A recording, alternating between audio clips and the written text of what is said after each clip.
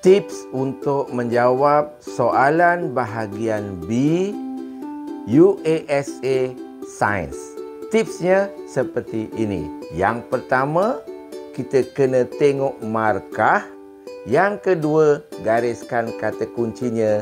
Dan yang ketiga, jawab penyelesaiannya. Okey, soalannya berbunyi macam ini. Padankan cara pencaran dengan biji benih atau buah yang betul. Soalannya 2 markah. Ingat, 2 markah.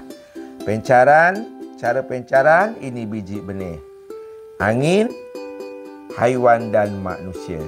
Angin, rambutan, angsana, buah getah, kelapa. Jadi yang sesuai angin ialah angsana.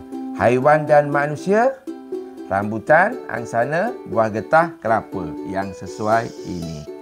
Cukup 2 sahaja sebab dia 2 markah. Yang lain-lain ini biarkan. Semoga ia dapat membantu anda. Kongsi-kongsikan.